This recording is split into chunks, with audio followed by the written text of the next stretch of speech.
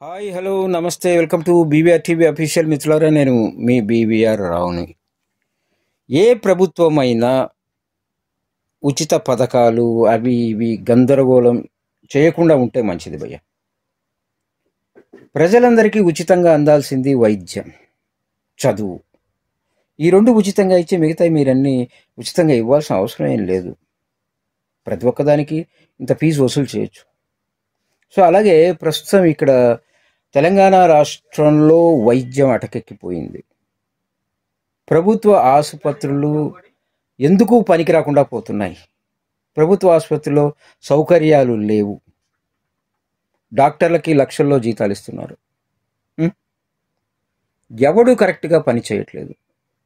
ప్రతి డాక్టర్కి ప్రైవేట్గా క్లినిక్లు ఉన్నాయి. ఒకవేళ ప్రభుత్వ ఆసుపత్రికి వచ్చినా వాళ్ళు దానికి రెఫర్ చేస్తున్నారు. రోగులు అక్కడికి వస్తున్నారు. అక్కడ పరీక్షలు అంటూ ఇంకొకటి అంటూ లక్షల్లో ఫీజులు వసూలు చేస్తున్నారు. ఎందుకు ఇలా జరుగుతోంది? ప్రభుత్వము ఎందుకు నియంత్రణ చేయలేకపోతోంది? ప్రభుత్వ వైద్యం, ఎందుకంటే ప్రభుత్వ పెద్దల చుట్టాలో ఫ్రెండ్సో లేదా స్వయంగా వారికో ప్రైవేటు కార్పొరేటు ఆసుపత్రులు చాలా ఉన్నాయి. అవన్నీ మనం చూస్తూనే ఉన్నాం.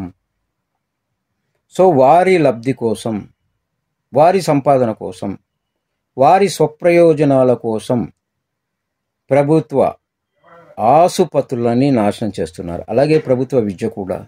చాలామంది ప్రభుత్వ పెద్దలకి, రాజకీయ నాయకులకి ప్రైవేట్ స్కూల్స్, కార్పొరేట్ స్కూల్స్తో సంబంధాలు ఉన్నాయి. స్వయంగా వాళ్ళకే ఉన్నట్టు సమాచారం. సో ఏంటంటే, ప్రభుత్వ స్కూల్స్ బాగున్నాయనుకోండి, ప్రైవేట్ స్కూల్స్కి ఎవరూ రారు, తమ వ్యాపారం నడవదు.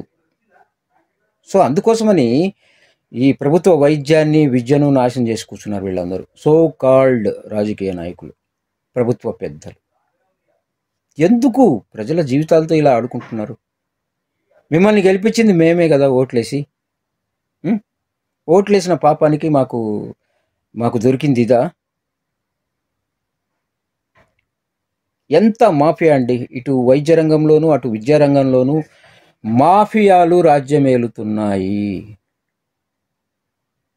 ఒక ప్రభుత్వ కళాశాలలో ఇంటర్మీడియట్లోనో, డిగ్రీలోనో, 10th క్లాస్లోనో బాగా చదువుతున్నారు, వీళ్ళకి ర్యాంక్ వస్తుంది అని ఎవరైనా విద్యార్థులు కంటపడితే ఆ విద్యార్థినులతో పాటు వాళ్ళ తల్లిదండ్రులు కూడా బెదిరించి పరీక్షలు రాయకుండా చేస్తున్నారు. అలాగే తమ కాలేజీ తరఫు నుంచి పరీక్షలు రాయిస్తున్నారు. ఇప్పుడు ఫస్ట్ వచ్చింది, ఈ ర్యాంక్ వచ్చింది అని చెప్పి ఊదరగొట్టుకొని ఇంకా మిగతా విద్యార్థుల్ని కూడా ఆకర్షిస్తున్నారు. ఎంత తప్పు! అలాగే వైద్య రంగంలో కూడా ఫలానా ఆసుపత్రిలో ఫలానా స్పెషలిస్టులు, ఇదిగో వీళ్ళు తగ్గిపోయింది, వీళ్ళకి ఇది ఉంది అది ఉంది అని చెప్పుకొని ప్రభుత్వ ఆసుపత్రులకు వెళ్తే చచ్చిపోతారు, మీకు రోగం కాదు అని బెదిరిస్తూ ప్రైవేటు కార్పొరేట్ ఆసుపత్రుల వైపు రోగుల్ని మళ్లించుకుంటున్నారు.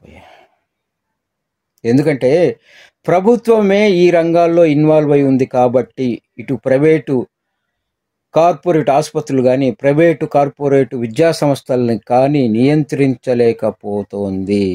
ఇది మన దురదృష్టం. ఒకసారి ప్రజలంతా ఆలోచించాలి. చచ్చిపోయినా పర్వాలేదు, మీరు కార్పొరేట్ ప్రైవేట్ ఆసుపత్రులకు వెళ్ళకండి. 1 సంవత్సరం 2 సంవత్సరాలు వేస్ట్ అయినా పర్వాలేదు, కార్పొరేటు ప్రైవేటు స్కూళ్ళలో మీ పిల్లల్ని చేర్పించకండి. చూద్దాం, స్ట్రైక్ చేయండి. నేనేమంటా అంటే ప్రజల నుంచి రావాలి, ఈ ఉప్పెనలాగా రావాలి. వస్తే అప్పుడు